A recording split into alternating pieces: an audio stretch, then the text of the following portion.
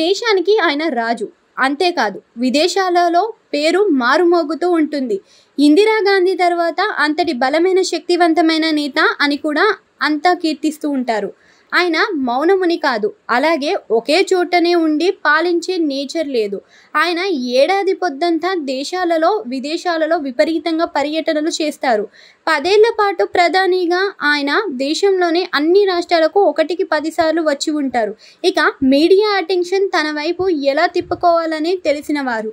ఆయన గురించి మీడియా కూడా ఫోకస్ పెట్టి ఎక్కువగానే చూపిస్తూ ఉంటుంది. అలాంటి నరేంద్ర మోడీ అంటే తెలియని వాళ్ళు కూడా ఎవరైనా ఉంటారా అనుకోగలరా? కానీ ఎంతో విచిత్రం. మోడీ అంటే తెలియదు అంటున్నారు వారెవరో కాదు, ఏపీలో ఉన్నవారు. ఏపీలో చూస్తే డైరెక్ట్ పాలిటిక్స్ ఎక్కువ, అలాగే జనాలకు చదువులతో సంబంధం లేకుండా రాజకీయ అవగాహన బాగా ఎక్కువ. ఏపీలో ఎప్పుడు ముఖాముఖి పోటీలే జరుగుతూ ఉంటాయి. ఒకప్పుడు టీడీపీ వర్సెస్ కాంగ్రెస్ అన్నట్లుగా పోటీ ఉంటూ వచ్చింది. ఇప్పుడు టీడీపీ వర్సెస్ వైసీపీగా భయంకరమైన పోరు సాగుతుంది. అలా చూస్తే కనుక ఏపీ రాజకీయాల్లో ఈ 2 పార్టీల మధ్య పొలిటికల్ వార్ సాగుతూ ఉంటుంది. మధ్యలో కొత్త పార్టీగా జనసేన వచ్చినా ఆ పార్టీ క్యాడర్ అంటూ ఇంకా పూర్తి స్థాయిలో లేదు కాబట్టి సైడ్గానే ఉంటుంది. పైగా జనసేనకు కుల పార్టీ ముద్ర కూడా బలంగా ఏర్పడుతుంది. ఇక టీడీపీ, జనసేన, బీజేపీ కలిసి కూటమి కట్టినా కూడా మోడీ వల్ల ఏమైనా కూటమి ఇమేజ్ పెరుగుతుందా అంటే ఏమీ లేదు అని అందరూ అంటున్నారు. ఏపీలో మోడీ ఎవరో తెలియని వారే ఎక్కువగా ఉన్నారంట. గ్రామీణ ప్రాంతాలలో చూస్తే కూడా ఆయన గురించి అవగాహన తక్కువనే అని అంటున్నారు. అదేవిధంగా బీజేపీ ఏపీకి చేసిన ద్రోహం పట్టణవాసులు మోడీ గురించి మండిపడుతూ ఉంటారు. మోడీ పేరు ఎత్తగానే ప్రత్యేక హోదాతో పాటు అనేక హామీలు కళ్ళ ముందు కదలాడి మోడీ మీద ఆగ్రహం వ్యక్తం చేస్తే సెక్షన్లు ఎక్కువగా ఉంటాయి. పైగా బీజేపీ రాజకీయ సిద్ధాంతం వేరు. మతం ఆధారంగా బీజేపీ పాలిటిక్స్ ఉందంటూ ఆ పార్టీ వైపు చూస్తే వారు తక్కువ ఉంటారని అంటున్నారు. ఏపీలో బీజేపీకి వెంట పెట్టుకుని టీడీపీ కూటమి ఎన్నికల్లో వెళ్లడం వల్ల లాభం కంటే నష్టమే ఎక్కువ ఉందని అంటున్నారు విశ్లేషకులు.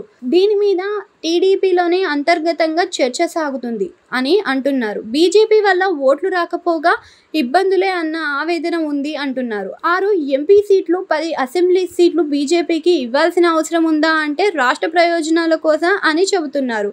కానీ పక్కాగా ఎలక్షనరింగ్లోని కోసం అన్నీ కూడా అంతా భావిస్తున్నారు.